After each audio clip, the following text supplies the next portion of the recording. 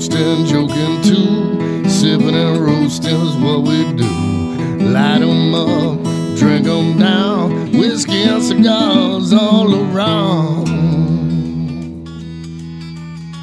Cheers, y'all.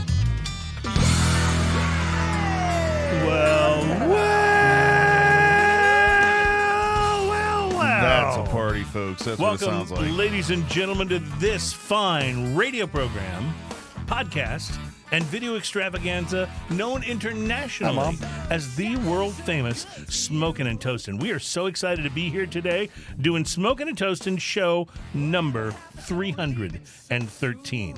Now, for those of you just joining us, we're planning a nice party at 333. That's right. Because that just sounds like an awesome number. It's going to kind of be like a free-for-all. And today's show puts us almost exactly halfway to that. Yes. To that show. So we're very excited to be almost halfway there. You're the math guy. I've done the math. Thank you for being the math guy. It's new math. Because I was told there would be no math. So no math involved in this. Yeah, so anyway. On today's show, best bourbons, best cigars, and best Texas beers. We've been teasing this for a while because Texas has become, and obviously we are from Texas, that's where we do the show, but Texas has become such a great craft beer state that it is interesting to see it getting recognized as such. You know, Texas wineries kind of got on the map a little bit, and Texas whiskey has become a thing, and so has really Texas craft beer. Now, obviously, you know, there are other states, Oregon, for example, huge in the craft beer. Right. Vermont, huge in craft beer. California, huge in craft beer. But there's a beer snobs list of the best Texas beers out there. And I can't wait to hear that. Delve into that. Because you and I have had a lot of these beers because they're Texas. available here. Yeah. So anyway, it'll be very interesting. We do make an effort to try to make sure we're examining and tasting beers from all over the place, and today is going to be one of those days where we go from Michigan to Tulsa to somewhere else. One of my beers is missing. I apologize. Oh, there it is. To Milton, Delaware. Oh, nice. Sorry, the font did a weird thing on my notes. So I have to tell you, out of all states to get a beer from, Michigan, I find is solid. Like Michigan is super solid. Everything we get from Michigan seems to be just fantastic. And I don't know. As a matter of fact, I think we've tried one beer that we didn't like all that much from Michigan out of 300 plus shows. And the beer that we'll be trying today is from one of your favorite Michigan breweries. Is it from Founders? It's from Bell's. Bell's, It's from Bell's. Those are the two go-to right there. Yep, Bell's Brewery. We'll be trying their quite bright Belgian-Inspired wheat ale. They are from Comstock, Michigan. So that's funny. I mean, I'm interested in that because I'm not a huge wheat beer is not usually my first go-to. Right. It's not that I don't like it. It's that I like a lot of other stuff more. Sure. So it's always interesting to try. There's always a few that are outstanding. As mentioned, Tulsa, Oklahoma, we'll be trying their American Solera Brewing's Phatso. That's Phatso with a PH. Nice. Phatso. It is a coconut porter. And we'll also be trying DogfishHead. I like that already. Nordic Spring IPA. Oh. It is a seasonal, limited release, but it's brewed, among other things, with juniper. So I'm already thinking I may not like it. Interesting. Because I'm not a huge juniper fan, but we'll see. Well, you know, I love Dogfish Head for their ridiculousness. Yes, and they're not afraid to be experimental. And I just want to say, by the way, my wife brought me home this week from the grocery store, you know, one of those six-pack samplers. Yeah, they make your own six-pack. She does that a lot. And I got to say, they've started at HEB really carrying a serious amount of stuff from Ingenious. Those guys are nuts. I just want to tell you, fantastic. Ingenious Brewing, which is just north of us in Humble. Yeah, in Humble. They'll do anything. For those of you who are from anything. Texas, Humble is spelled humble. Right. But when you're around here, you don't pronounce the H for whatever reason. Even though if you were saying the word humble, you would say humble. You say humble from just from like town. If you're in California, there's a town there called San Pedro. But if you're in Texas, driving in San Antonio, there's a major road there. It's called San Pedro. So things are like that all over. Yeah, so there's the Guadalupe River. And if you're in Austin, there's a street called Guadalupe. Do not call it Guadalupe. They will look at you funny. Yeah, absolutely. That's just like in Massachusetts. One of the suburbs of Boston is Dorchester. Dorchester. And then a little bit west of Boston is a really, interesting, thriving community called Worcester, spelled just the same as Dorchester, except with a D instead of a W instead of a D. But it is not pronounced Worcester. It's Worcester. So there's stuff like that all over the United States. It must be French if you ignore all those letters. It could be. It could be. Oh, you know what? To start off the show today, before we get into our lists and I would like to do a mystery beverage today. I will dutifully look away so to keep it a mystery. You always seem to enjoy when I do a mystery beverage. I do enjoy when you do a mystery beverage because I never know what's about to happen. Sometimes it's good, sometimes not so much. Sometimes not so much. I remember the last time you did a mystery beverage. It was terrible, my friend. It was that mead. Remember? that mead, yes, that black cherry mead that was made from a great brewery, but for another company. And then, it just you wouldn't even try it. It just smelled bad. It was just really, really awful. All right, so here is today's mystery beverage. There's one for you, John. I'll slide it over there. Smells like apricot. Yep. Like dried apricots. Oh, it does have a little bit of an apricot vibe to the nose, doesn't it? Mango-y kind of. It's fruity. Yes, definitely fruity. Go ahead. This is definitely a fruited thing. Fruited thing. I think you're going to be right about that. Oh, my goodness. Wow. That's totally different, isn't it? It tastes like baby food. Is that good? Or I don't know. It's what is that? Like there's banana, there's mango, there's peach, apricot, like dried apricot is what I'm getting. So all over it. It's is it ingenious? No, it's from B52 Brewing, also from here. Okay. And it's called Table Tart Sweet Tea Session Sour Ale with Tea, 4% ABV. Is that all it says on there? That's There's no other information. Well, actually, there's a little thing. It says, a vibrant and fruity session sour ale brewed with barley and wheat, then conditioned on southern sweet tea for a tart, refreshing porch sipper. So, as you're talking about the tea, I get that in the aftertaste now. Now, I was going to say tea because I was tasting that sort of tea leaf in there, but I didn't want to say it and reveal what it was. Man, and when they talk about the fruity, that is fruity as all get out. And it's super sweet. You ever have a grandma or an aunt who made iced tea and it was very fruity?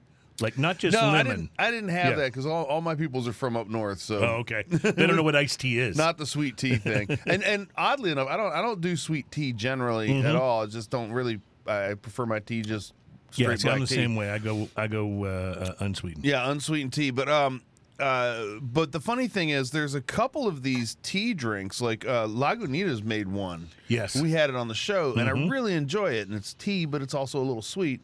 This is actually a beer. The second sip on this is better than the first. The first was a little polarizing, a little off-putting, and a little too sweet. I think, like palate shock style. But I think after the second sip, once you're used to the sweetness,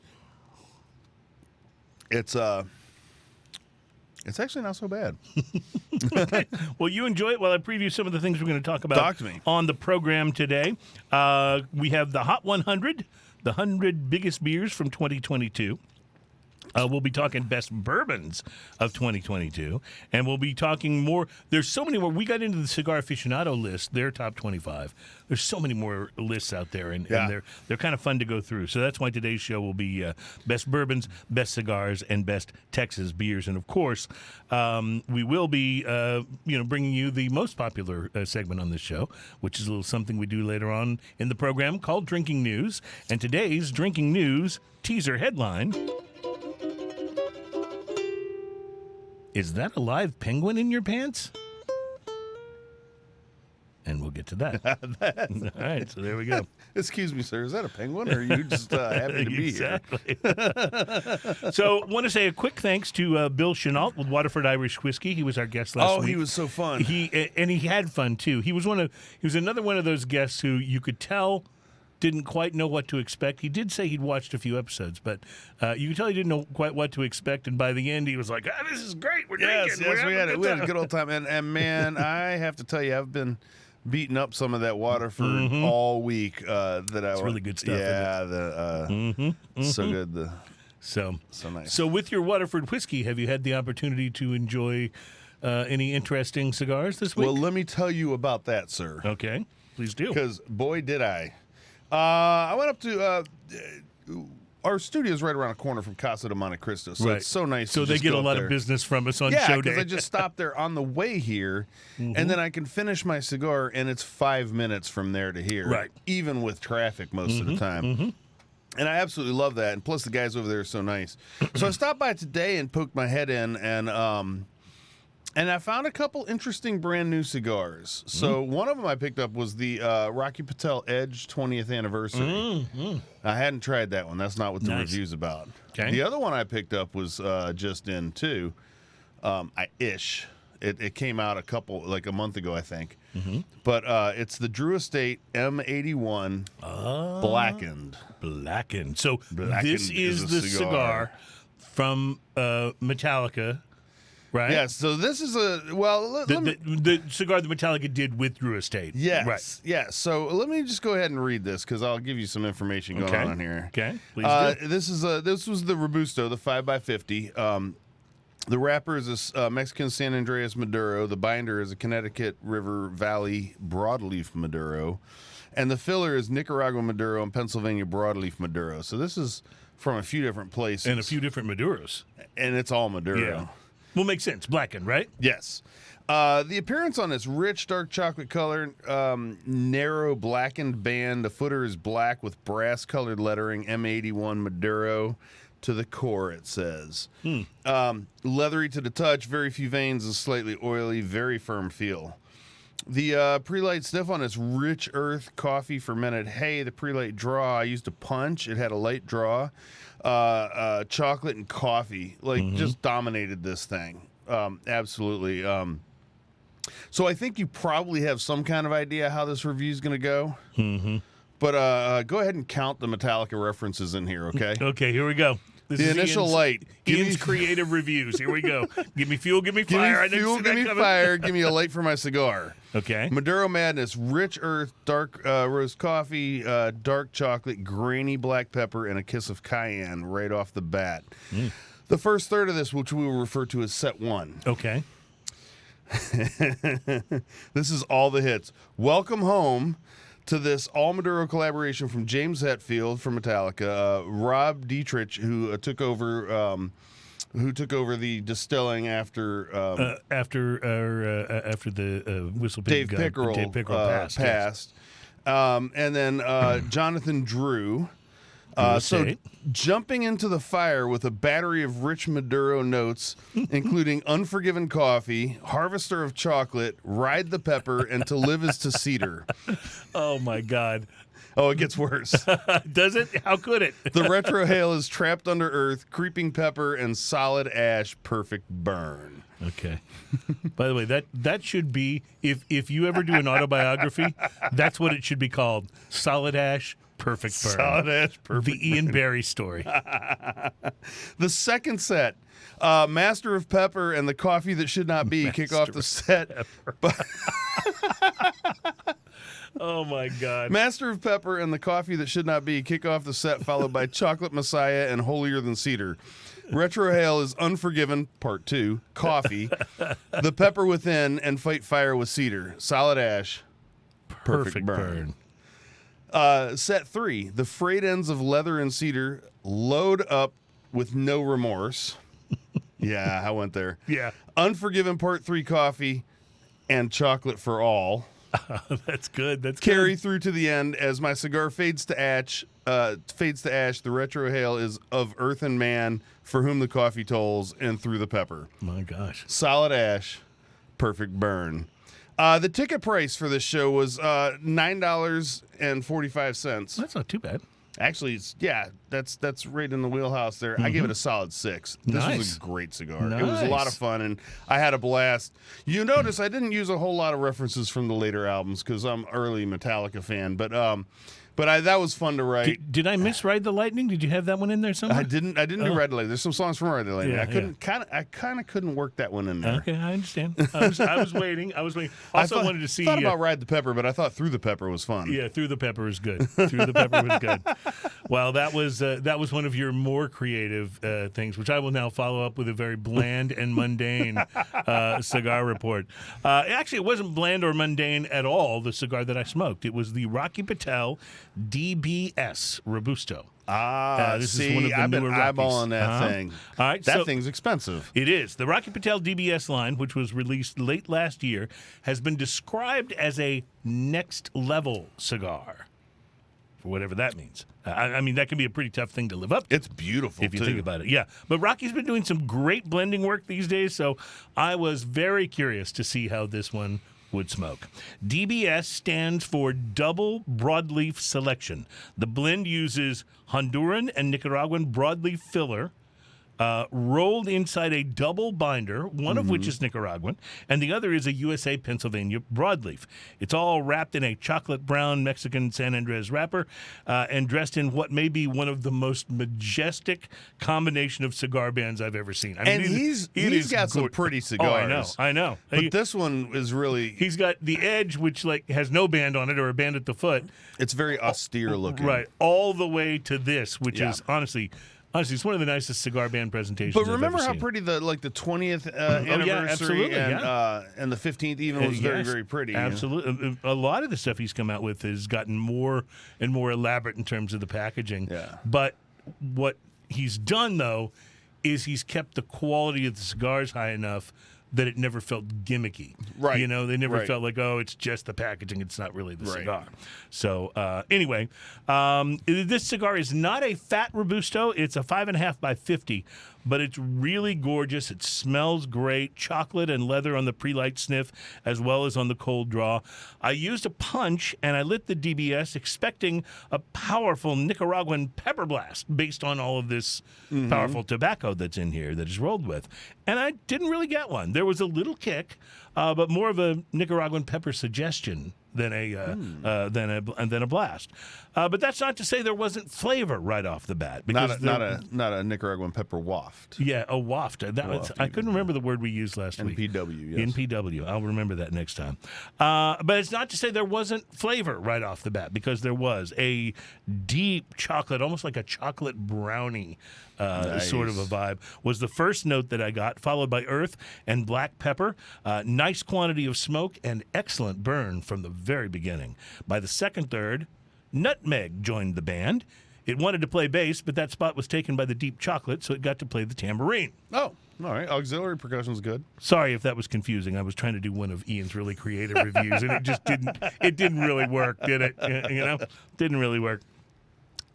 Anyway, pepper, nutmeg, espresso, and chocolate, all very savory and very rich, with the pepper leaving a wonderful tang on the tongue and a really nice finish. Retrohale was pepper and leather, construction still spot on. The final third was mostly the same, but I was loving it, so I really didn't mind that it didn't change up. Yeah. You know what I mean? The chocolate note was somehow creamy, while the pepper and the nutmeg kept it savory at all times. Nice loamy earthiness, maybe a little less of the espresso than in the second third. Overall, the construction on this cigar was really great. Burn line was super straight. The draw and the smoke output were perfect. I've been a bit concerned because I'd watched a video of a guy's review on YouTube, and in his review, he was frustrated with the draw on his DBS. It was too tight, and he even pulled a couple of stems out of his cigar to try to get it to fix the draw. But that couldn't have been any further from my experience. In fact, the DBS was probably the best constructed cigar I've had in a while. Yeah. I mean, it was really fantastic in terms of how well it smoked. Absolutely zero complaints in that department. I really only have one complaint, actually, about the DBS Robusto, and that's the price. That's big. When your Robusto is $19, you know you have entered most definitely the super, super premium tier. But the thing is, the DBS smoked like a super premium. It really did. The flavor notes were excellent. I found myself looking forward to the next puff. You know what I mean? Nice. It wasn't just, I'm enjoying smoking the cigar. I'm like, oh, I can't wait to do that again. It was that, almost like a Doritos effect going on with the cigar. And I was a little bummed when I burned it down far enough that I had to let it go, as you'll see in this picture over here. So I'm going to recommend the cigar. Rocky's done it again. And I'm going to give it a 5 on the price to quality scale, even at $19. But I will say this. I recommend maybe getting a size other than the Robusto. I think that the Toro is only about $3 more, and it seems like $21 for a longer smoke would be a better deal. How long was your experience? It was not quite an hour. Okay. So, and that's kind of what it looked like. Once the bands are off of it, and you can see it's not a large cigar. Right. And whereas some like fatter Robustos or like the nub cigars or the E. Carrillo Inch have a tendency to smoke a lot slower than you're expecting. This one went pretty fast. But that said, I enjoyed every single minute of it. So I'd still pay $19 again. That's awesome. For those of you just joining us, our price to quality scale is a scale from 1 to 10. But at 5, you get the center point. You get the exactly what you paid for kind of thing. And that's tough when you're talking about something that costs more than, say, $12 especially. Sure. When you're spending $19 to $20 on a cigar, it needs to be that good. You know? Absolutely. I mean, because your expectations are high, you know. 100%. So 5 is a nice review on that. 5 is a very good rating at $19. Very good. All right, we're going to take a break and come back. We got a lot of lists to get into. We got a lot of beers to taste. And did I mention, by the way, Lunazul Tequila Anejo from Jalisco, Mexico. Still coming up on the program. I likes me some tequila. Smoking and toasting. We will be right back.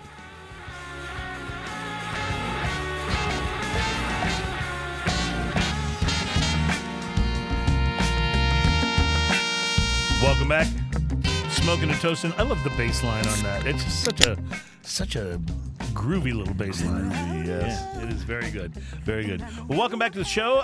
While Ian pours our first beer for the program, not including the surprise beverage earlier, I want to talk to you about another cigar list. Cigar Country is a website that sells cigars. In fact, if you go to it, they've got cigar deals and cigars and accessories. I don't think I've ever seen that one. But they did their own list of their top 5 cigars of the year for 2022.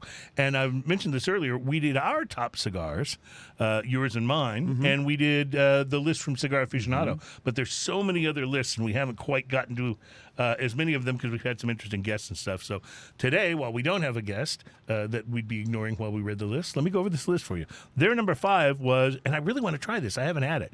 Arturo Fuente Don Carlos Eye of the Shark. Oh, I haven't tried that one. Yeah. I love Arturo Fuente Don Carlos. One of my favorite Dominican cigars there is.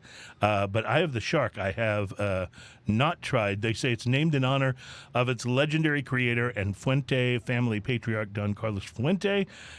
He combined rare Dominican vintage tobaccos, hand-selected and aged as much as 10 years. So they don't have a price listed next to it. I can click buy now, but I'm going to keep on going. Now, here's what I would never have put on this list.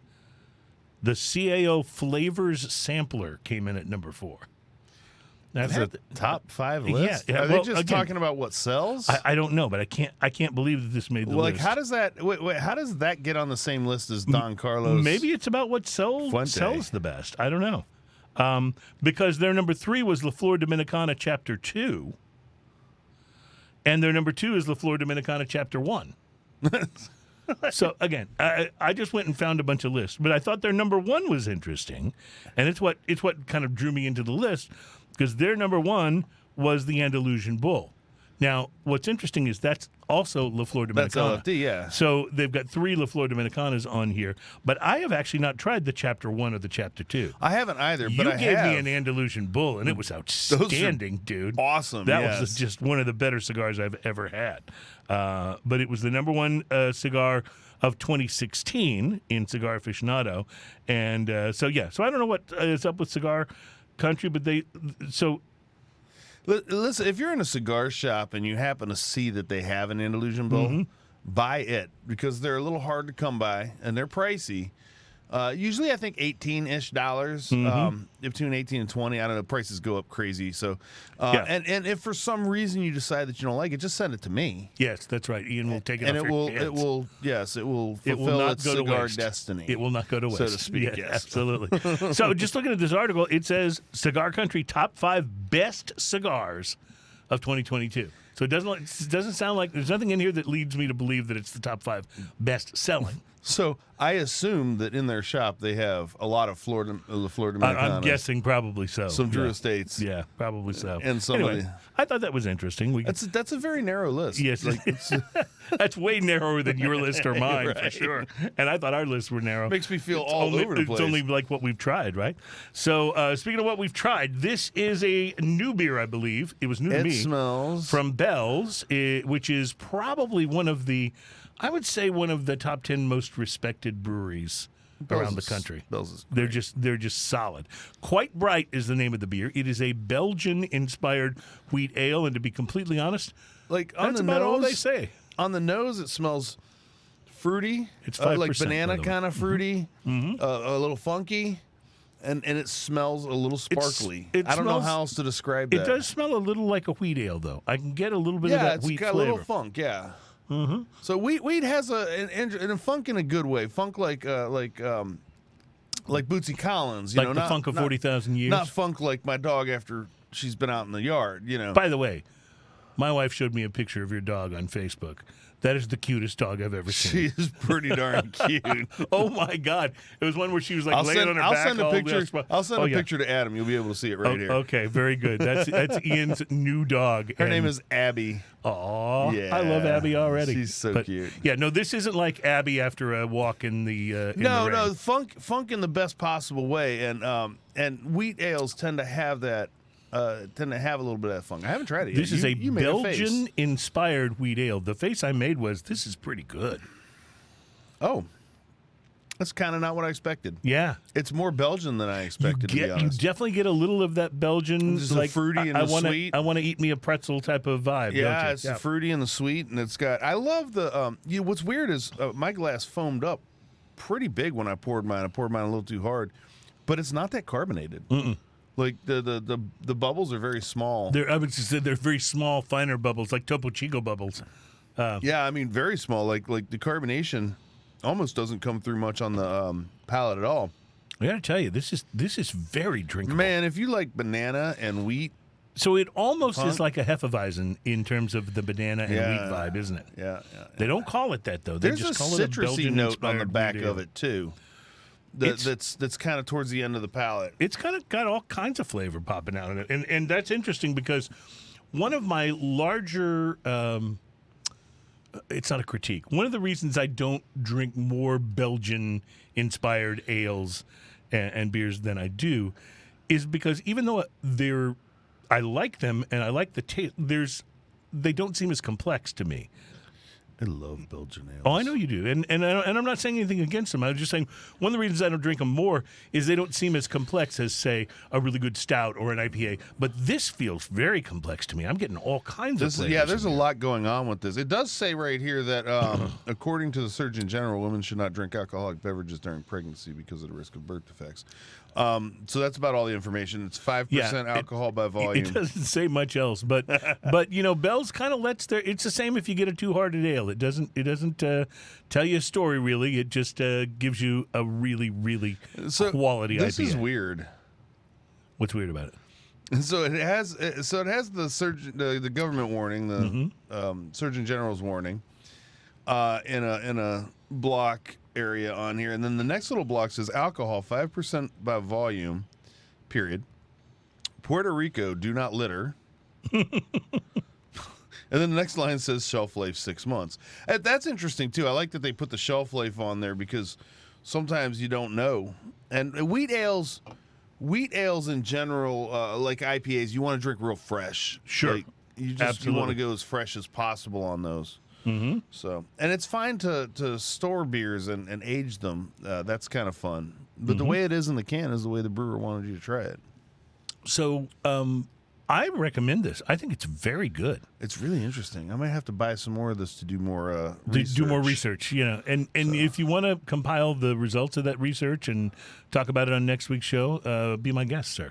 That would be a worthwhile endeavor.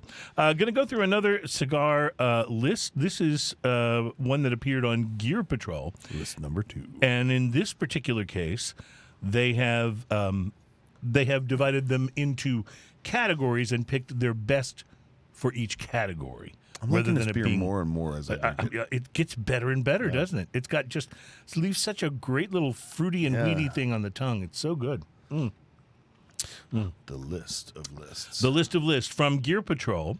There are, I think, 22 of these. No, 14. 14 different categories. Here's what they picked. For Best Special Occasion Cigar, they picked the Ashton Estate Sun-Grown. Oh, that's a good cigar. And it is a little pricey, so it is a good. It is a good special occasion cigar. Yeah, I would agree with that. The Best Mellow Smoke, they picked the Ferriotego Timeless Sterling. I've not had that. I've never tried that. So that was their best mellow smoke. So very good. For the best. For the most balanced smoke, that's an interesting category. They picked 7-20-4, The Hustler. I am not familiar with this. I'm going to click read more. I'm going to click read more. 7-20-4, The Hustler. It's a $6 cigar. It's it's one of those barber pole cigars. Oh, nice. And now that I'm looking at a picture of the cigar, I think I have seen this because I remember seeing the band. I've never tried it. But fascinating stuff. All right, for Best Big Stick, they picked the Texas Lancero by Alec Bradley. I don't think I've had the Texas Lancero. So there's a lot of these I'm going to have to go and check out. Best Spicy Cigar, the Tatuaje Tattoo Series. Oh, yeah. That's you've a had good that. one. Yeah. I did a review on that about I think you did, 3-4 months ago. The Best Mild Yet Complex Blend, the Foundation Highclere Castle Churchill. Oh. Well, have you had that? No. I have not either. It's a $15 smoke. The Best Short Smoke, and it's interesting because it's a short smoke, but it's $20. It's the Davidoff Anniversario Short Perfecto. Okay. Yeah, I don't buy many Davidoff cigars. And when I do, I usually buy like a Winston Churchill or one of their Churchill really super real special things. I used to buy their Churchill Spitfires. They had them in a tin. It was like a tin of 4 or 5. It was a great short smoke, but the tins got real expensive. The Best Budget Cigar. Now, this is interesting. The Ferriotego Timeless Panamericana. I don't know that one at all. So Ferriotego is the brand that bought the Timeless brand from Nat Sherman once Nat Sherman decided to get out of the cigar business. And it says, when the master blender, the now defunct Nat Sherman cigar legacy, managed to retain many, if not all, the rights to his former employees' recipes, it shocked the industry and gave collectors an underdog story to root for. And I'll always root for the underdog in the Nat Sherman story. It is an approachable, balanced, and affordable cigar with fantastic construction. Yeah, any of the Timeless line, man, if they're true to those blends, man, those things are great. Let me tell you, the first Timeless cigar I ever had was one that our buddy Alan gave us, and it was fantastic. It was a Maduro, and I was like, I think we were smoking it at Stogie's one day, and I just couldn't believe how good it was. It was just really so. But then shortly thereafter, that whole mess happened with Nat Sherman and their parent company, and I swore off Nat Sherman cigars forever. Yes, boycotted. I'd be willing to do them again. I just haven't yet, so I gotta get in the swing and get me another Timeless. But the Panamericana was their best budget cigar. It's not Nat Sherman anymore, so you can. That's right. It's Ferriotego. Yep. Yeah. So I'm down. Best upgrade cigar. And I don't know exactly what they mean by upgrade, but is it spelled with 2 D's? No, that'd be the upgraded cigar. Upgrade. But it's a $14 cigar, so I guess upgrade maybe means like premium, but not necessarily jumping into the $20 ultra super premium thing. Anyway, they picked the Padron Anniversary Series 1964, which is just an outstanding cigar. Yeah, it really is. And finally, their best overall cigar. I may have to take some issue with this. The Davidoff Anniversario Series, a $23 cigar, they picked as their best overall cigar. Let me see that picture. Show it to you right there. You seen that one? I don't know if I've had that. I don't spend that much time looking at the Davidoff. So again, the only ones they do a Davidoff Nicaragua, which I have tried and liked, and they do the Davidoff. Churchill. You know, it's Winston Churchill. Maybe it feels like those are overpriced. So maybe it's a weird thing in my brain because, like, I've never had a bad Davidoff cigar. I have had Davidoff cigars that I felt were a little overpriced for what I got. But I've also been very happy with the whole Winston Churchill series. And then they had a Maduro, the Noir. Yes. That was very really good, but also very pricey. Like, all those things are very pricey. So what's funny is, if I'm going to spend $20 to $30 on a cigar, I'm almost always going to go with the Plasencia, or right. You're going to go with something that has a little more body to it, or the what's the other ones? The Padron, any of the Anniversario series that are real good. The 45th anniversary has to be one of my favorite cigars of all time. Or go for one of these Rockies, like the one that I had today. Or that Rocky. That would be worth it. That'll be probably, So I think Davidoff is just one. Davidoff. I've said that too many times. I probably owe him money now. But I think it's just one that I overlooked because I just don't spend that much money on a cigar on a regular basis. For their tasting notes, they say mild-bodied with a rich and complex taste. It starts with notes of hay and buttery smoke, transitioning into earthiness and even a touch of pepper spice in its final third. For me, just based on my palate, like what I really like, I would have a hard time paying $23 for any mild cigar. If I'm going to pay that much, I want that complexity of flavors that's going to come with, one of AJ's upper end things or the Padron Anniversario, like you talked about. If you're going to go for a mild blend, man, Fuente. Yeah, the absolutely. Hemingway series is reasonably mild and fantastic, and nowhere near that price. And even the Opus X is not a big cigar in terms of power. Yeah, but it sure is big in terms of flavor. Yes, and then you've got some outliers like the Aladino Connecticut is a beautiful little cigar and not expensive either, and not very expensive either. There's a lot of cigars out there, I think, that you could choose to fulfill that role. But that being said, Davidoff, just send me one of those and I'll do a review on it. Absolutely. We'd be happy to. Thank you very much. All right, we're going to take another break and we will return with a little more tasting. As a matter of fact, Ian, there's more to taste today, including a little bit of tequila, the Lunazul Tequila Anejo, and we're going to be getting into this very interesting Dogfish Head IPA called Nordic Spring that has juniper in it. So... Interesting. I like juniper. In the meantime, man, that Bell's was that Bell's went down. It was a little polarizing at first, and then it just kept getting better. Wonderful and wonderful. We'll be right back at Smoking and Toasting.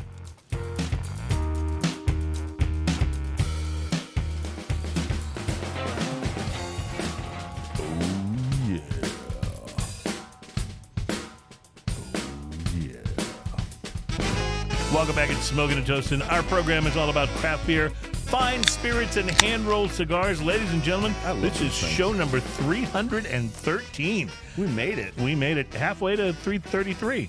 And 333, by the way, will be our exciting anniversary show. We did one at 100. 200 was during lockdown, so we didn't do it. And then we got to 300 and thought, that just feels too easy. We'll do it at 333. And so that's what we decided, and off we go. I'm positioned further from Jong, our engineer, today, which is making it harder to pass him the beers without spilling them. I mean, we could just keep it to ourselves, I guess. Well, we probably could. But I think he put us in these positions, right? I think he did. You're right about that. So, must John, not want beer. I have a feeling that no, we got to keep giving him beer. He starts asking for a raise. Exactly. So, all right. So I'm more curious about this beer than anything else we're going to try today. Oh, interesting. Okay, so the nose. It's from Dogfish Head, which, as you know, has now merged with it smells Sam Adams. It smells like a fruit tree in the woods. It is called Nordic Spring. It's their off-centered art series. Dogfish Head always describes their line as off-centered ales. Right. So this is their off-centered art series, and it is a really cool artwork from the can. I think John got some B-roll on that earlier. Maybe we'll put it up here so you can see it. But it's really cool artwork, and you can see the juniper berries. And I'm not a huge fan of juniper. The more junipery the gin, the less I like it. Whereas my favorite gins are the ones that are a little less junipery. I like junipery gin. A little hint of it I like. I will tell you that my go-to gin nowadays is the Fox and Secret. Fox and Secret, dude, that is a great gin. It's a Meridian gin. I love it. My go-to. Yeah, ever since we had them on and I tried that, I was like, oh boy. Yeah. Mm-hmm. Now you're talking. This right here, like the nose on this, it smells like you're standing in the piney woods. Yes. With a fruit tree.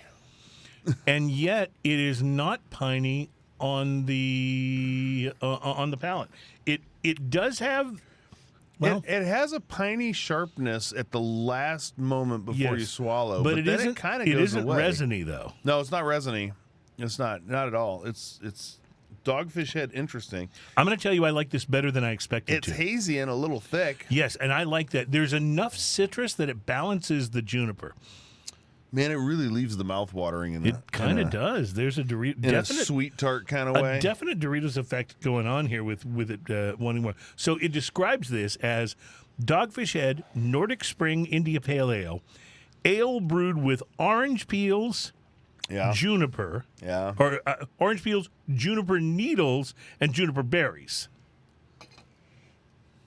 Man, I think it's actually pretty good. To be honest, I expected not to like this very much. It leaves my mouth a little astringent, but it's interesting. It's so Dogfish Head. It's so bizarre. It really is very Dogfish Head.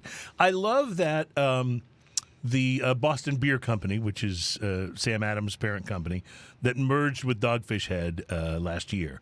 I love that they're still having them do things like this. I like the crazy. This is part of what makes Dogfish crazy Head art, so like cool. the little critters here made out of fruit and stuff like that. I don't remember the name of it off the top of my head, but that beer that they did with the Flaming Lips, the band of Flaming Lips, that was so freaking good. I don't remember the name of the beer, but it was with dragon berries and right, and it was like it was really good. It was something like Balloons and Fantasies or something like Gumdrops and yeah, you're right on it. Somebody will correct us on this. It's been a while since I've had one. OnStark. Yes, we need OnStark. Been a while since I've had one. If you're on there, put it in the comments there. But yeah, that was a great beer though. Very odd, very interesting, but also delicious. You know?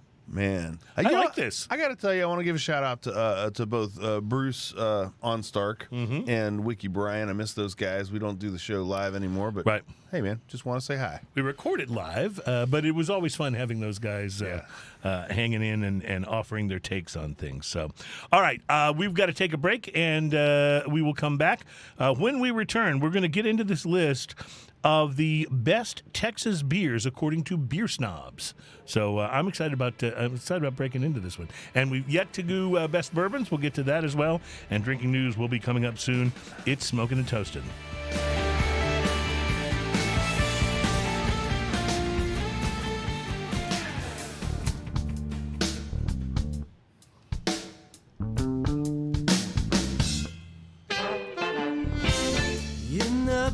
Welcome back. It is Smoking and Toasting. We are the program that's all about craft beer, fine spirits, and hand-rolled cigars. We're going to be getting into some fine spirits here in a moment, or at least we certainly hope that they are fine. This is the Lunazul Tequila Anejo. So Ian will be pouring that while I get into this list. So this list is the highest-rated brews in Texas, according to Beer Snobs. And this appeared on the ConchoValleyHomepage.com. Don't ask me where I found it, but I also kind of like that they did I just want to say I appreciate on this Lunazul that you took off the plastic, so there's no possibility of me getting a little plastic cut while I'm all about safety, and I think you realize this. And then clearing the neck of this, because we have had some spills in here before. Clearing the neck of this severely reduces the chance of spillage. That's right. All right. So yes, I'm glad you recognize my my commitment to safety. I am OSHA friendly. That's what I am. See, I grew up in the 80s. That was before safety was invented. That's 100% right, by the way. 80s was the pre-safety decade. You're 100% right. So let me break into this list of the 30 highest-rated Texas beers by Beer Snobs. 30. This is a big list. Okay. Yep. At number 30 is the Whiskey Barrel Aged Double Pecan Porter from 512. Cool. And let me tell you, that's number 30. That's a fantastic beer. Oh, we've had that on the show. It's been a long time. If you have that on the menu, I'm almost guaranteed to order that. Unless you just have some other crazy stuff that I haven't tried. A Milk Stout comes in at number 29. It's from 903 Brewing. It's their Sasquatch birthday. Also quite good. Yeah, that is a really good beer. The Pecan Porter from 512, which is one of my favorite porters, actually. Yes. We're going to be trying a porter on the show today. We'll see how it stacks up. But their Pecan Porter comes in at number 28, and the only argument I have with that is that I don't know that it's better than the whiskey barrel aged double pecan porter at Man, that at double 30. pecan porter is Yeah. because we had a bomber of that. I had a bomber of that I brought in. I think. Yes, at some point. I believe so. It's fantastic. At number 27 is from Community Brewing, Community Beer Company, the Mosaic IPA. Now I'm going to be honest with you. I'm an IPA guy. I like all styles of IPA. I like the West Coast stuff. I like the the hazies and the juicies. I'm not saying I don't like it, but it is definitely not my favorite IPA. There are a lot of them I would have put. I think it's solid. Yeah, but I that's not up high on my list. Mm-hmm. But I'm a little more judicious about my IPAs. I understand. At number 26 on this list, and again, that's Ian a and nice way of saying judgy, by the way. Yes, it is. I thought you handled yourself well. Nice. At number 26 on the list, and, Ian and I are going to recognize a lot of these because obviously we're in Texas, yeah. And these beers are from Texas. At number 26 on the list, the Sin Mint Temptress, the milk stout, the sweet milk stout from Lakewood Brewing Company. Yeah, they have a whole Temptress series, and they're all good. Anything in that line is going to be over the top. It's going to be ridiculous, and it's going to be good. The mint one is particularly good. The New Start, or a New Start, and then the word new as in you, a New Start double dry hop triple IPA from Turning Point Beer. I've never heard of that. Is at number 25, and I have got to confess to you, I've not tried this. So where's that this one from? goes on my list. It is from Turning Point Beer, and I'm not sure where they are. It's a New England IPA. Gotcha. I'm not sure exactly where they're. So somewhere in Texas, but Texas is pretty big. So. Yes. That's right. And a lot of people go, well, why don't you just go to Dallas and get it? Well, it's a 5-hour drive, but okay. Yeah. In case you don't know how big Texas is, if you drive from Houston, where we are, to L.A., the midway point is El Paso, and it's still in border. Texas. Yes, it's the Texas border. A New England IPA at number 24. It's Heavy Hands from Spindletap Brewery, and I'm glad. I haven't tried that, but I like Spindletap. Yeah. Heavy Hands is a pretty big I have had that. IPA. Was it has the bottle that looks like this, like the two hands clasping? It's the one. No, Heavy Hands is the one that looks kind of like Minecraft or an old video game. Yes, actually, we had that on the show at one point in time. I believe we did. Yeah. Spindletap also at number 23, and I really like this IPA a lot. It's their Faded double IPA. So when it comes to breweries, certain breweries have certain personalities, and when it comes to hazy, Spindletap just rules on that stuff. Now, Live Oak Brewing Company, which is out of the Dallas area, makes one of the best Hefeweizens known to man. They do. Have you tried their old Tree Hugger barley wine? I have not, and my God, I want some because I love barley wines. It is number 22 on this list. I'll be looking for that. Old Tree Hugger barley wine. It does look good. Then there's the Live Oak Brewing's entry that made number 21. It's their Primus Wiesenbach. That's a good one. I've had that. Have you had that? Uh-huh. Oh, yeah. I don't think I've had that. It's called Primus. I mean, how do I not buy I love that? me some Primus. I can tell you that. Primus sucks. Kind of in a good way, right? Yeah, right. Exactly. All right. Cocytus, Kokytus, an American Imperial Stout from Martin House Brewing. Have you had? I think I've had this one. I don't think I've ever had that. I love Martin House though. Martin House, they're so good. When I visited Martin House Brewing, yeah, because you were there, right? Yeah, when I visited them, they had a core line that was pretty good. They had a 3 a.m. breakfast beer and a couple others. But since then, and I haven't been back yet, but since then they started doing this thing where they've just gone nuts. They're kind of like ingenious that way, and they make crazy stuff. Lots of sours, lots of really experimental things. Yeah, love it. Absolutely. Number 19 on the list, another beer from Turning Point Brewery, a Turning Point beer. It's their DDH Dinglebop, so a double dry hopped Dinglebop, a New England IPA. Dinglebop? Dinglebop, yep. At number 18, from St. Arnold Brewing Company, Houston, Texas, the Pumpkinator Bourbon Barrel Aged. That is a really, really good beer. Are you familiar with Pint House Pizza Craft Brew Pub? Yeah, they have those in Austin. Okay. There's a bunch of them in Austin. Their Electric Jellyfish. Yes, that one's super popular. A New England IPA is it's quite good. At number 17. At 16, our friends at Spindletap make another appearance. They're Houston Haze. Yeah, they're Houston Haze. When it comes to hazy, man, it's hard to beat Spindletap. It really is. Acheron, an American Imperial Stout from Martin House, shows up at number 15 on this list.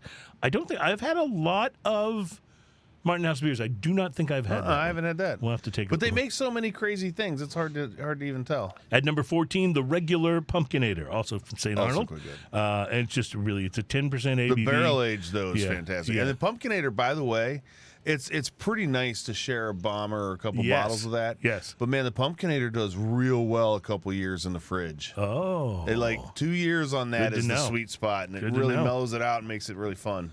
A milk stout, a sweet milk stout from Lakewood Brewing called French Quarter Temptress makes number 13. I don't think I've had the French Quarter. Seen it, haven't tried it. We'll have to pick some of that up and have it on the show.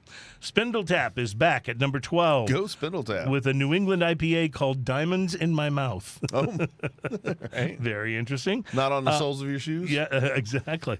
I wonder how many people will get that. I got it. But people of a certain age. yeah, that's right, which we definitely are. Right. Barrel-Aged Legion, a Russian Imperial Stout from Community Beer, is number 11 on this. And I don't think I've had Legion. I haven't had that either. All right, we got to put that on our list. We'll be able to find that. A Spindle Tap, once again, their Houston Hazier Double IPA at number 10 on this list. Classic. Live Oak Hefeweizen. One of the best Hefeweizens you will try. You're 100% right. It is really good. Like I love El Jefe from Lone Pine. From no, not Lone Pine. From No Label. From Lone Pine, right, from No right. Label. Yes. So those are, you literally just in one sentence there have talked two of the best Hefeweizens I've ever had. Yes, absolutely. And both, I'm not a huge fan Texas. of Hefeweizens in general. However, those are two that I will reach for. And I would even reach for that Bell's that we tried. Bell's I know was it good. wasn't That's a Hefeweizen, but it felt like it was in the wit beer, that family. Yeah, or exactly. Belgian-Inspired wheat beer. Number 8 from Brash Brewing Company right here in Houston. Their American Imperial Stout called Milk the Venom. That is so amazing. Have you ever had it? I have had it, yes. It's like 7 kinds of it's good. It's unbelievably good. That's so good. I texted the brewmaster at one point in time, was like, damn, this is good. He's like, what are you drinking? I was like, Milk the Venom. He's like, At number 7, we go back to Lakewood Brewing Company, who makes several appearances here, and they all seem to be with their Temptress series. The Bourbon Barrel Temptress, the sweet milk stout, is at number 7. That's like the third, and so I think, that's on this list? That's not the mint one. So they have, like I said, they have the different series. Right. But that any of the Temptress series is you just really can't go wrong. Yeah. You really can't. At number 6, one of my all-time personal favorites. Oh, is it? Lone Pint Yellow Rose buddy. IPA at number 6. Blake was so fun in here the other day. He really was, yeah. That was fun. And by the way, the double Yellow Rose. Yeah. Wow. That's really something. I like the Yellow Rose. I like the double better. Yeah, the yellow is really something. I don't know if I like it better, but like boy, it better. Is it a fun experience. It really is. Bière de Syrah. It's a wild ale from Jester King. Yeah, I don't know how I did with that, but I at least know how to pronounce Syrah. And Bière is Jester King, located in Austin, is just those guys are nuts too. In the same way that Ingenious and some of the other guys are, they're always trying something different and interesting. Now, Jester King in at number 4, and I'm going to really mess this one up, but Bière de Blanc du Bois. It is also a wild ale. So 2 wild ales from Jester King back to back on this list. Wild ales to me are, I find that I like them, but very seldom do I open up the beer fridge and go, what do I want? I think I want a wild ale. You know what I mean? Like when I have them, I enjoy them, but I don't select them. So wild ales, I enjoy wild ales. There's some great beers out there, but I think in general, and also because like Jester King in general is just always bombers. Yeah. That's one of those you share with people and talk about. Right. It's a great conversation. It really is, because you can talk about the funk and you can talk about all the different flavors you're getting. And like it or not, it's going to be a conversation. 100%. 100%. In fact, I always enjoy beers when I'm washing the dishes late at night. You've almost gotten some after midnight calls from me. Well, after I opened a wild ale, going, dude, what am I tasting in here? This is another wild ale at number 3. This one also from Jester King. It is the Aurelian Lure, and I'm not familiar with that. I believe I've seen the bottle. I think I've seen the bottle at Specs. I will tell anybody here, if you're traveling through Texas and you see Le Fin du Monde, from Jester King, just buy it. Okay, fair enough. So good. So Jester King occupying the top end of this. Is there another one? Of this with their wild ales, because at number 2 is Montmorency versus Balaton, a wild ale from Jester King, and it is very highly rated. I think the way they did these is by going by the ratings that people had given them on the websites where they came from.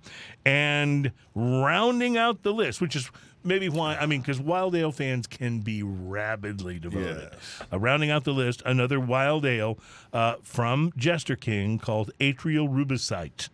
And it is rated a 4.59. It says it got 2004 ratings. So the top 5 are all Jester King. Were all Jester King wild ales. Yeah. And then the number 1 beer that wasn't in that group was Lone Pine's Yellow Rose. Nice. So anyway, very interesting. I was very proud of Spindle Tap because I love those guys. Yeah, how well they were represented. Beautiful area out there. Beautiful brewery. It's really nicely set up. Was good to see. Kid and dog friendly. Sports friendly. I think they have all kinds of stuff. Was also good to see St. Arnold represented in there. Yes. Yeah, absolutely. All right, let's taste some tequila. Have you already gone? I've been doing research. Oh, you've been doing research. All right. So what we're talking about here, just judging by the tequila Lunazul hug that I've got going on. For over 250 years, our family has produced the finest tequila from estate-grown 100% blue agave, a blue Weber agave, passed down for generations. An invention rich. I'm sorry. It's very small print. I apologize. An invention rich in tradition, Lunazul tequila's handcrafted quality is unmatched. It's an Anejo. It is 100% agave. And what do you think? So the agave is obvious. Mm-hmm. The barrel, the aging is obvious. There's a lot of vanilla going on in there that's really big and round. And there's a lot of mineral water in here. I like this a lot right away, and I will tell you, as a tequila goes, this is very delicate. It is. It's not. It's not big and peppery. It's not boisterous. As a matter of fact, there's very little pepper except for in the aftertaste. Maybe on the finish a little bit. Yes. Yeah. It's not a big. It also doesn't tequila hug you real hard. Right, and I'm willing to bet that a small cube of ice in this would probably make it a little sweeter and just a great sipper overall. What do you think a bottle of this cost? Lunazul, I have no idea, but I would guess flavor profile and everything else, you're probably in at $60. Seems reasonable. $21. Really? Yes. That's really good at $21. Yeah. You're now above $5 on the price to quality. Yeah, oh, for sure. It reminds me of Espolón. The Espolón Añejo, which is, I want to say, maybe like 26, 27. But it punches way above its weight class. And I feel like this does as well. It's so easy to drink. Yeah. And it doesn't go down quite as fast as We're going to have to stop Skelly. talking about this right now because if we really, really like it, you remember what happened with Skelly that started off at $30 or $40 a bottle, right? So do remember. And is now $100 and something per bottle. Yeah, actually, and I was gifted some recently, and I think it was. I remember you saying that. I think it actually is selling for in the $89 range now. But but I was gifted some, and I had forgotten how much I liked it because I'd stopped buying it because it got so expensive. Because I'm thinking at $100, well, I'd rather spend $40 more and get my all-time favorite, the Cuervo Reserva de la Familia, right? Yeah. But this at $21, are you kidding me? Yeah, when you get up into that price range, it's real easy to start going, okay, let's go for those ultra premiums. This at 21 this will be one that I probably pick up. I will tell you ASAP. I will tell you that it seems like the trend in tequilas these days, especially with new ones that are coming out, is that they start at 60 for the Blanco. And then the Reposado might be 80 and the Anejo might be 90. I mean, there's plenty of tequilas on the shelf that are in that price range. Yeah. Or at the very least, the Anejo is like $68, $69. And the others are pretty close. This is You can buy 3 bottles of this for that. Mm-hmm.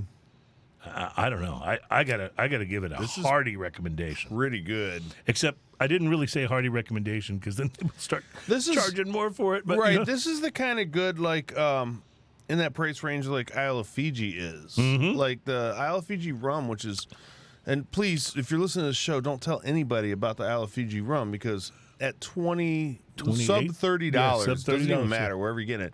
That stuff is amazing. Yes, it is. And it's every time we have docs on here and I tell them, I can't believe you guys have this price this way, but please don't raise the price. That's part of what makes it so awesome. But the fact that they can deliver it for that price is unbelievable and amazing. So I saw you look at your phone. Something. Oh, I got a weird message. Okay. I thought maybe you looked something up, or we were hearing from docs, or no, got a weird message. Okay, got it. But one of my students canceled for tomorrow, and then I got great. We'll see you Wednesday. I'm not going to be there Wednesday, so I have to get back to him and be like, I don't know I think they just probably sent to the wrong person. Yeah, probably. You know how that goes. Yeah, I understand. We have another several more lists to go through, and I don't know how much we're going to get to on the show today, how much time we're going to have, but I thought maybe we should talk about barrel-proof bourbons, 6 barrel-proof bourbons that you can't miss. Is that the list I wanted to do, or did I want to do? I thought I had another bourbon list. Anyway, we'll do this one real quick because we've got just a few minutes left in this segment. 6 barrel-proof bourbons that you can't miss, and this comes from the Whiskey Raiders site, and I really want to get that thing off of there so I can read it. I apologize. I didn't have to do that last time. There we go. All right, 6 barrel-proof barrel-proof bourbons, not barrel-proof barons. Barrel-proof. Yeah, right. That's easy Give for me you some to more say. of that tequila.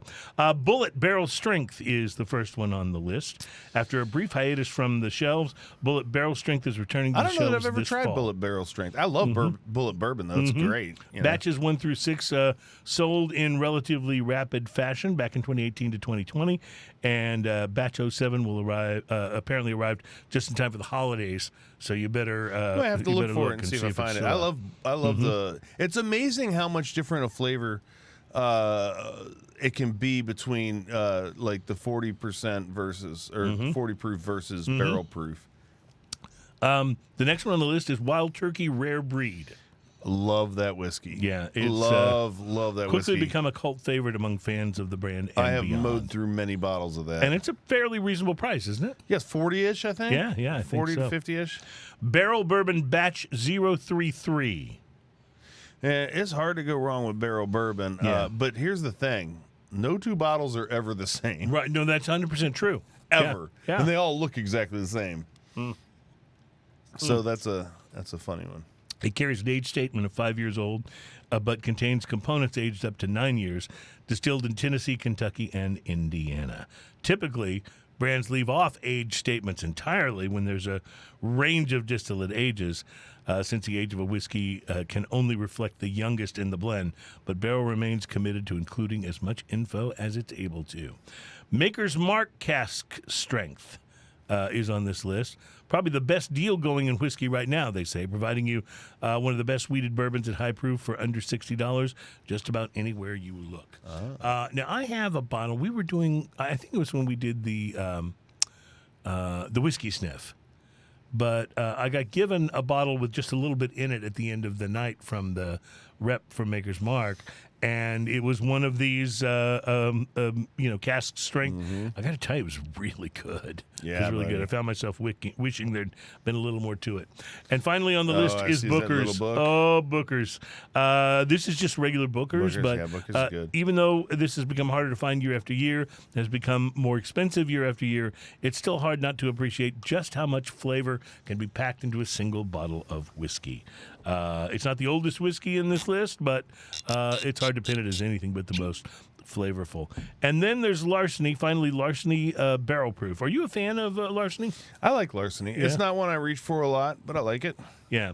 It's Heaven Hill's answer to the Maker's Mark Cask Strength. Yeah.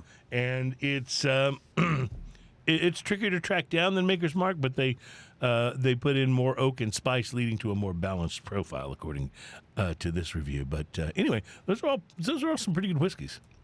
Yeah. If you're talking barrel proof. Now, how often do you go barrel proof when you're going whiskey versus a more...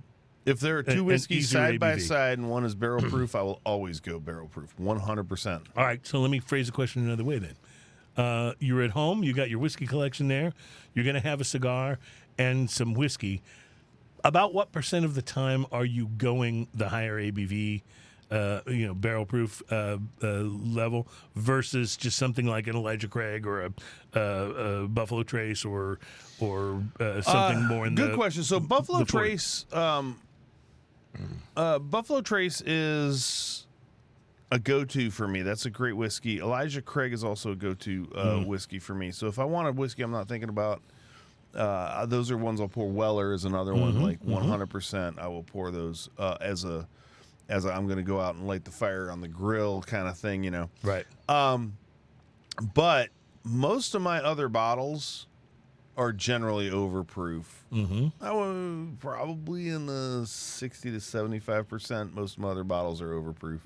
And that's excluding the Scotch, which a lot of times you don't. Right. I have some overproof Scotch, some barrel-proof Scotch, but that's excluding that side of it. So bourbon-wise, most of the time I drink the barrel-proof if I'm reaching for something that isn't the Weller or Elijah Craig. So interesting. What about Scotch versus bourbon?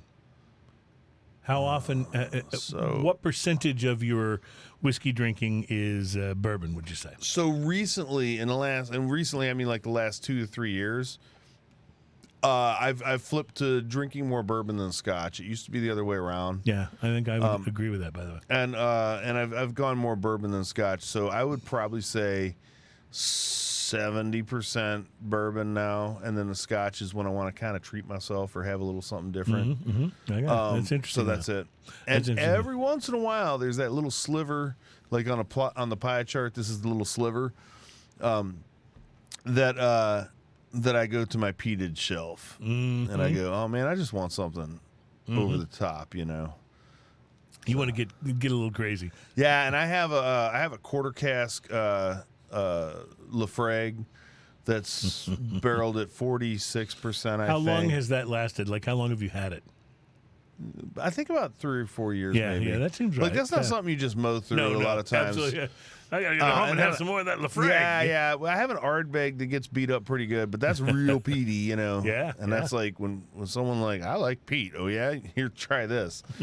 So I've got a few of those. Like I got a what's the other one I have? The Kilhoman is quite peaty as well, and it's quite good. That one gets beat up a little more often. The only peaty one I have is a Kilhoman. Yeah, the Kilhoman's good. It's almost gone. So, yeah. All right, we're going to take a break and return momentarily because in our next segment, we'll get into a little bit of drinking news.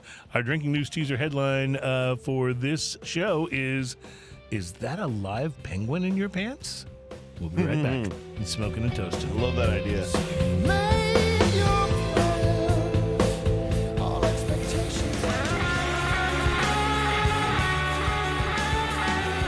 Welcome back into Smoking and Toasting. Our program is all about craft beer, fine spirits, and hand-rolled cigars. By the way, during the break, I found the list that I was looking for rather than the bourbon list that we just did. So we'll get to it. It was best bourbons of the last year. So we'll get to that later in this segment. But right now, we have to do the one that everyone seems to clamor for. And to be honest with you, I do not know why. Ladies and gentlemen, it's time for Drinking News. Drinking news. Now it's time for drinking news. Drinking news. Drinking news. Now it's time for drinking news. A Florida man with one arm said he had a gator for a pet. When asked about his absent arm, he said, I had to take my gator to the vet. Drinking news. Drinking news. Now it's time for drinking news. Cheers, y'all. That cheers, y'all sounded extra gravelly after this that tequila, was nice, didn't it? right? Yeah, that was nice. Well, welcome to Drinking News. This is our segment of the program where we bring you a story that did, to the best of our knowledge, actually happen somewhere. In other words, this isn't parody news like the Onion. And these stories are occasionally, and actually even often, about drinking.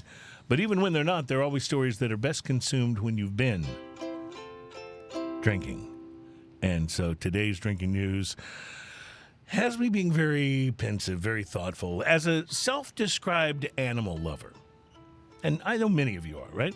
I've always felt a little weird about SeaWorld, right? After all the things that you've heard about, sea animals' lower life expectancy in captivity, and it's still, though, a compelling argument to point out that letting people, especially kids, not only see whales and dolphins, etc., up close is actually good for not only education, but for helping kids to develop sensitivity towards the creatures with which we share this planet, right? And I'm sure that for every story that you hear about a trainer who doesn't treat his sea lions or whatever properly, there's probably dozens, if not hundreds, of SeaWorld trainers who love and care for their animals as best as they can. So it's not that.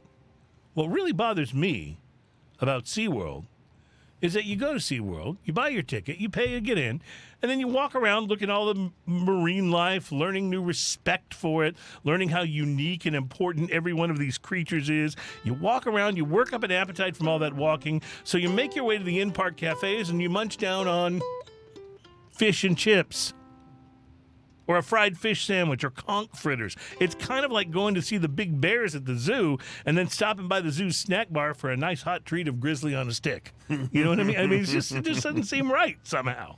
And one more question, by the way. Why is every SeaWorld's killer whale named Shamu? Every single one. There's like 20 SeaWorlds around the world. Shamu They're has to come with all a serial named number now. Shamu, yeah? Every single killer whale I've ever heard of is named Shamu, except for that one that got freed, and his name was Willie. Even so I for all freed this. Willie once. Yeah, we don't want to go there. That's a completely different drinking news story. Anyway, even with all of this, I do have a bit of respect for SeaWorld, and none at all for the subject of today's drinking news story. A Wales couple. Yes, Wales is a country. It's in the UK. It's next to England. Google it. A couple from Wales was visiting a SeaWorld in Australia when they got the bright idea to go back to their hotel, do a lot of drinking, and then come back. Well, hold on. That plan's not bad so far. Yeah, but then here's where it goes a little awry. It goes a little straight. They decided to go back to the hotel, do a lot of drinking, and then come back when they could enjoy the park more privately. Oh. And so, nice and sauced on cheap wine, 21-year-old Reese Owen Jones and 20-year-old Carrie Mules decided to take their vacation to a whole other level.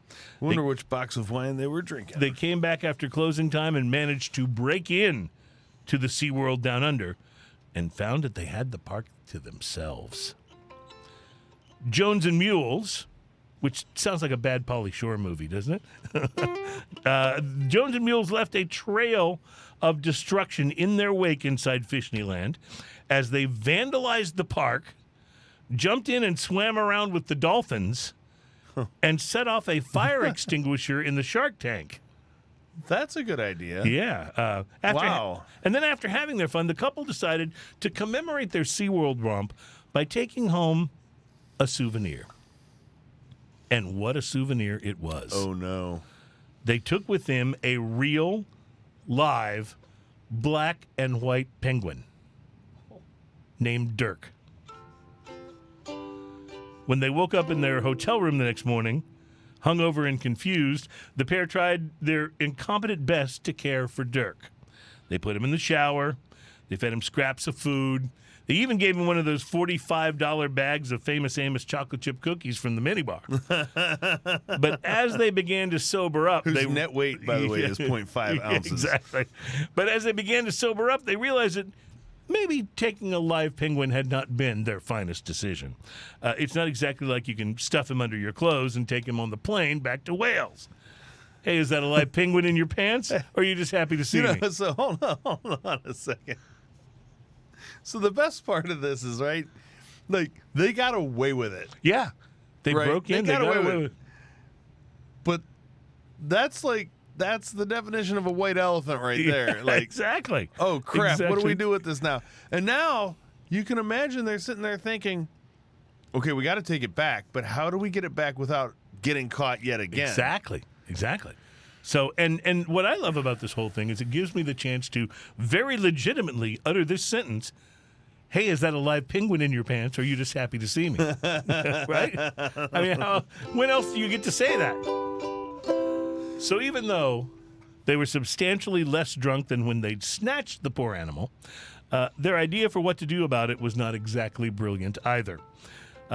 In a move that would make any Florida man proud, they decided their best course of action, because they couldn't take him back to the park, as you pointed out, they'd be, captured immediately. Their best course of action, they decided, was to release him into a nearby canal.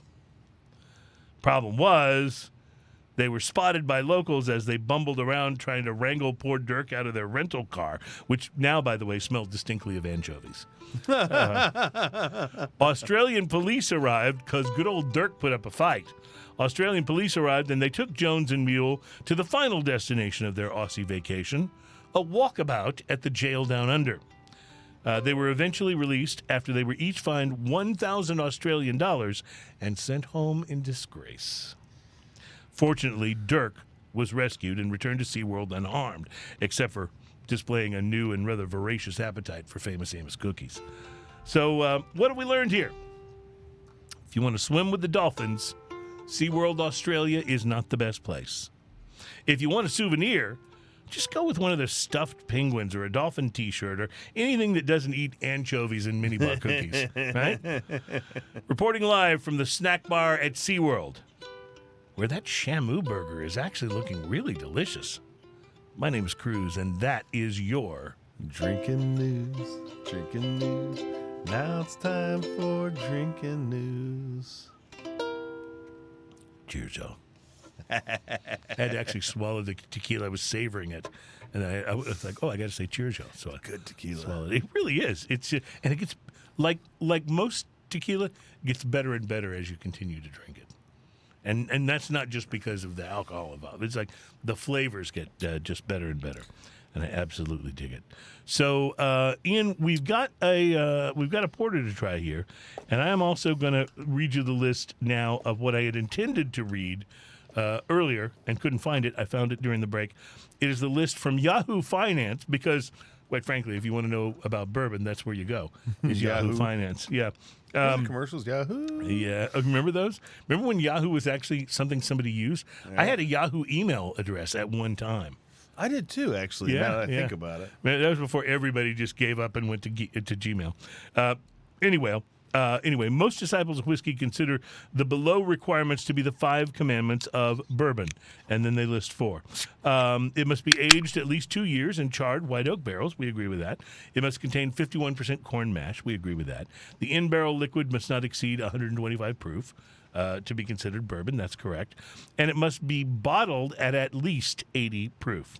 So with all of that in mind, here is the list of Yahoo Finance's top bourbons of the year for this last year. We will start with number 10, Maker's Mark 46. And by Badass the way, whiskey. Maker's Mark 46 is really good. I have to tell you. Ooh, I just cussed. I should not say that. Good whiskey. You can say badass. That's okay. Okay. You can say that. We're trying to learn, because the show's about to be syndicated on radio stations all over the United States. Exciting. And so we're trying to learn what words we can say and what words we can't. You can say badass. Can I say pregnant? Only if you and I are in separate chairs. Okay. Like the Lucy show back in the day. Maker's Mark 46 is number 10 on the list. That's great whiskey. It's a $30 whiskey. I mean, the MSRP is like $30.50. That's great, and it's at number 10 on the list. Slightly more expensive at $60. Number 9, Oak and Eden, in bottle finished. Have you had that? Yes, I have. It's nice. Not one of my favorites, but it's nice. Okay, gotcha. Then coming in at number 8, Uncle Nearest 1884 small batch whiskey with 4 Markham Marquis by Waterford double old-fashioned glasses, whatever all of that means. I think it's a gift set, but it's $114.99. Hadn't tried it. You haven't tried Uncle Nearest 1884? I would have expected that you would have.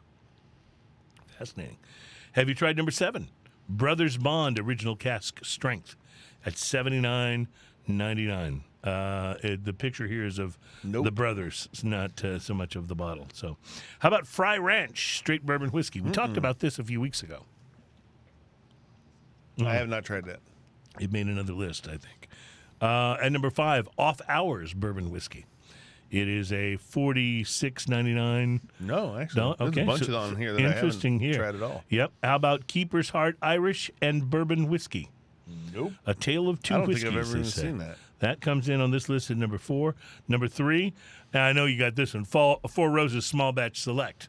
That's a good It's whiskey. a really good whiskey. It's a number 3 on the list. That's a good whiskey right there. Bespoken Spirits Straight Bourbon Whiskey at $50 or $46. I've seen that. I've not tried it.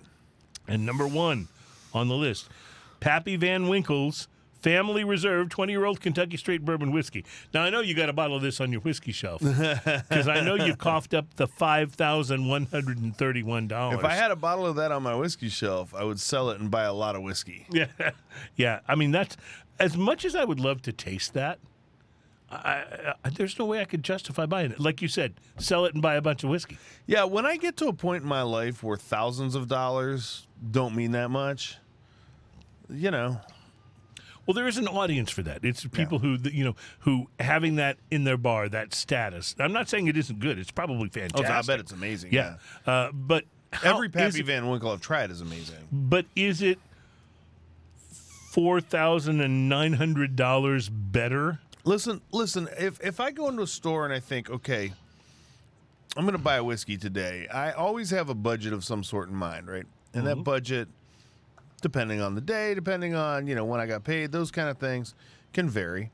But if I think to myself, like any given day, $20 to $30 is not breaking any bank, and I can certainly buy anything in that range, no problems, right? If I'm ever financially at a point where that $5,000 is the same as my $20 or $30 today, that's fine. I'll buy Pappy Van Winkle. Yeah. But I'm not at that point. I get that there's an audience, and for those of you that make that money, dude, that's awesome. What is the most? Let me try it. What is the most expensive spirit you've ever tasted? Two come to mind for me. We've had some of the Pappies. Yes. But we also had that Balvenie 30 and that Ladybird 42. Mm-hmm. Those are pretty pricey. And then the other one that comes to mind, remember when we had the guy on from Heaven's Door, Bob Dylan's whiskey company? And he had that one bottle that came in that case. It was about a $400 bottle of whiskey. So that one qualifies in the very expensive. And that was really quite good. Yeah. Now, but even there, like that's hard for me to imagine spending $400 on that instead of on 4 bottles of a great $100 whiskey. Yeah, and again, like I said, if you've got the jack to spend and that's your passion, because there's another part of it too. If that's your passion and that's what you spend money on, right? More power to you. I spend money on guitars and guitar pedals, right? And I'm sure you've got tools. I'm sure you've got some that other guitar players would think are.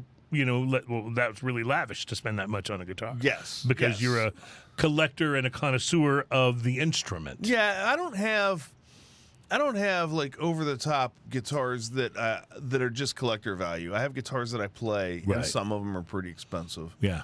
And some of them aren't. But you're right. If this is your thing, of collecting and tracking down these rare and expensive whiskeys, if that's your thing, spend the money. And then every time you open that bottle and take a little bit of it out and pour it into your glass and then sip on it, you're going to enjoy that experience so much because it's part of what you're passionate about, right?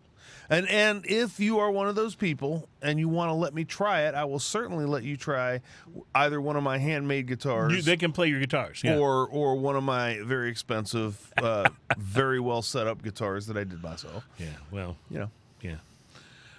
Back in the days when I was in broadcast radio, one of the cool things about it was being invited out for like dinners and drinks with people who were trying to, curry influence with you, so you'd play their records or whatever, and many of whom had these enormous expense accounts. I got to eat at some restaurants I'd have never been able to afford to eat at based on the money I was making. In fact, I remember one of the biggest, when I worked for Clear Channel, I remember distinctly the wonderful moment where we had this company Christmas party and everybody all came together to celebrate the holidays, and then there was that wonderful moment where the CFO of the company stood up and sang us our Christmas bonus. Sang? Yeah, that was our Christmas bonus. It was sung to us. Christmas bonus. Yeah, that was it. So, yeah, didn't make a lot of money, but I love your Clear Channel stories. The perks, though, of being in that industry at that time were really something. I mean, I got to eat and drink stuff I never would have been able to afford myself. You know what? So I get it. If you have the money for that, it's a status thing. It's the cool. perks of this show are the same way. I've gotten to try, through the generosity of people we've had on the show and friends that we've made on the show, I've gotten to try whiskeys that there's no way, like way outside my price bracket. Sure, absolutely. And I have no problems admitting that. Way outside my price bracket. And I absolutely love that. Yeah, it's a wonderful thing. Absolutely love that. Because to be able to try something like that you wouldn't have gotten to, and to have that experience, to me, that's what all of this is about. Whether it's cigars, whether it's craft beer, whether it's spirits, it's about creating these experiences. Oh, that I was make going to say your life. Samples, but okay. Okay, well, 100%. But I'm saying it's not so much about just getting toasty. Yeah. It's about the experiences that you create with all of this. You texted me the other night. You texted me this great picture of wherever you and your wife were out at, and it was, you obviously had, I didn't know exactly what beer it was, but you obviously had what looked like a really delicious craft beer in a glass, and you had your cigar just resting on the top of the glass. I figured you'd appreciate I thought, that. But it's about that experience. You guys were out enjoying each other, having this great experience, and so to me, that's what all of this is about. It's about teaching ourselves, the people that like this stuff, how to further deepen those experiences, whether it's understanding the spirits more or learning more about the cigars or the tobacco or how it's grown. And just the conversations. Like just the me and you sitting down, like, here's the thing. We could sit down and stare at each other. Yeah. Or we could have a drink and we could talk about it. There's a great conversation starter. And that's one of the great things about like bombers or like, because as we talked about earlier in the show, right? You have that bomber and it's something amazing and something interesting and different. And all you're doing is talking about it. And I love that. I want to talk about this porter. What do you think of this? So I hope you like coffee, and I hope you like coconut. Yeah, well, it's labeled as a coconut porter. It's called Phatso. It's from American Solera Brewing, and it is definitely... Porters in general can tend towards coffee flavors anyway, but this is a little over the top coffee and coconut. Mega coffee. They didn't add coffee. It just happens to have that flavor as far as I can tell. The coconut is definitely there, and I like coconut. I do too. I like a Mounds bar. So it makes me think of coffee and German chocolate cake, because German chocolate cake obviously has that coconut. Well, and this is, I think, part of the coffee flavor you're getting is from the porter, but also because of the toasted coconut. Those toasted flavors tend to lend a little bit of that. And toasted coconut is a different kind of flavor than just coconut as well. Yes, it absolutely is. Well, I think this is really good. It's hard to. We should do. This is thick too. Yeah, this is viscous. It's more thick, like a stout almost than a porter. Well, we should do a porter blind taste test. That would be a very interesting one. I'm all over that. It'd be hard to set up because the porter's not the most common beer style. There's a lot of porters out there though. You want to go with difficult to set up? Try barley wine blind taste test. I love barley wines. Can you imagine, though, a barley wine blind taste test? We'd be opening all these barley wines and only pouring just enough to do the taste. Then we'd have to drink all the rest of that barley wine. And barley wines usually start in the neighborhood of 10. Yeah. And go up substantially. And you're not talking $10. You're talking 10 ABV. 10%, yeah. Exactly. Well, so what do you think of this one? Phatso, do you like it? I like it. I actually do like it. It's got a nice kind of brightness on the finish and the aftertaste too that I didn't expect from it. Yeah. There's a sweetness to it, but not too syrupy kind of sweet. Although the liquid itself is pretty thick. I think a coconut is what lends it the sweetness. Yeah, it's coconutty sweetness, and it's got that coffee kind of bitter that backs it up and then finishes nice. So I think we've got our whole show has been winners on the drinks today. Yeah, I like when that happens. And then every once in a while we have a Malort episode. Once in a while, yeah. It happens. All right. We're going to take a break and be right back. We'll talk a little bit about next week's show and some of the cool things we have coming up in the weeks to come. It is Smoking and Toasting, and we'll be right back.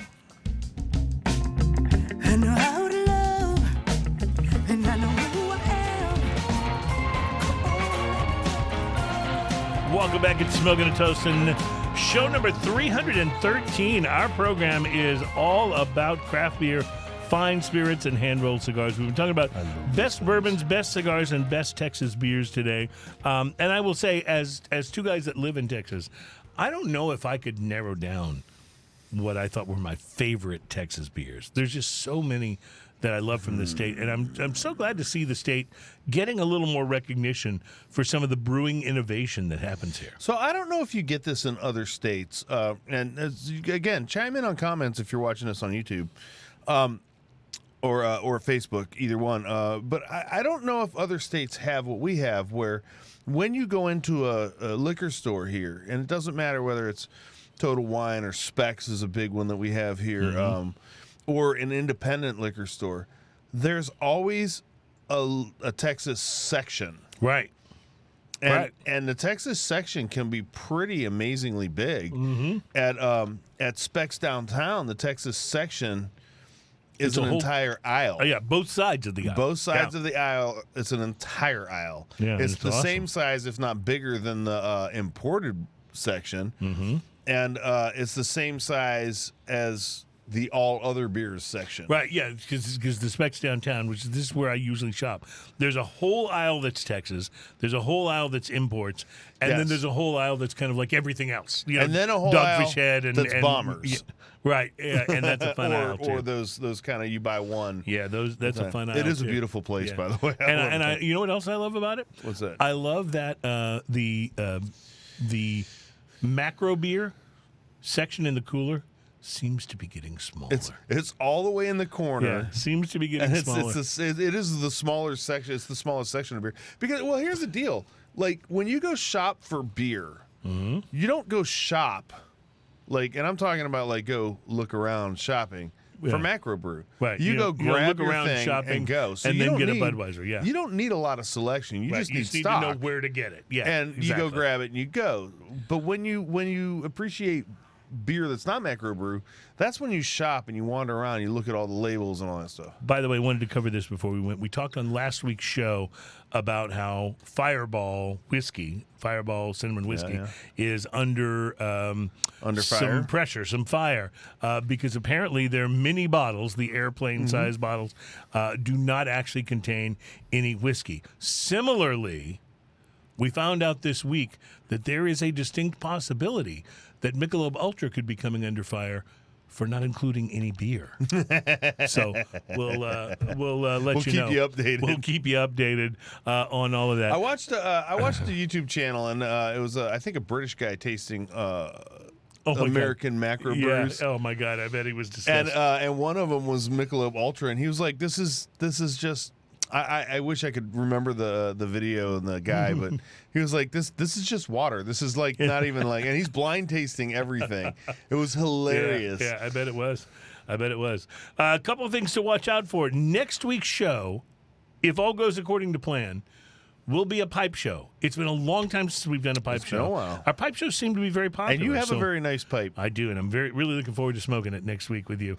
So we're not sure exactly where that'll be, and that could change, but the plan right now is for next week's show to be a pipe show. The pipe show. Then, coming up on the 13th of February, Sean Hanrahan will be joining us. He's with Platypus Brewing. Oh, nice. Yeah, and so he'll be joining us on the show. We'll be talking Platypus beers.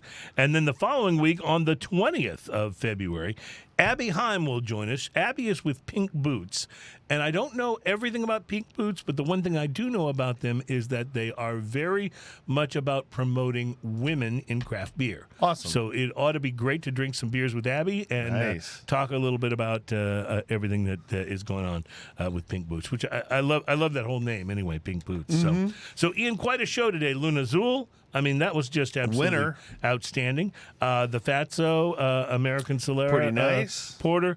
We both were pleasantly surprised, I think, at the DogfishHead. I thought that was with Juniper. Pretty good. And although it wasn't a favorite of our engineer, of Jong's, because he's not a big fan of wheat beer, I thought the Bell's wheat beer that also we used to open good, the show was also very, very good. So pretty good. So pretty, coming pretty out good of fall. today, I will tell you there's going to be some adult beverage store exploration here with especially the Bells and the Tequila. And the Lunazul. All right, well, that's good. Lunazul. That's good. Well, Plus, it's fun to say Lunazul. it is fun. And there are some tequila names that are a little hard to say. Lunazul is not one of them. Lunazul. You can say it. Are you the gatekeeper? And pretend to be. Zool, right? Yeah, right. Yeah. And also you can say it and pretend to be Antonio Banderas. Lunazul. Yeah.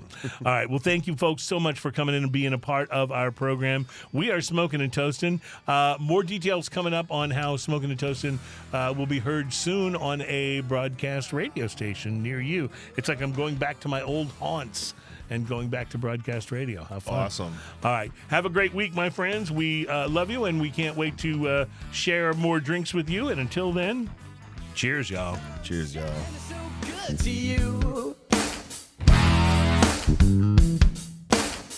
Whatever happens, don't leave it so soon.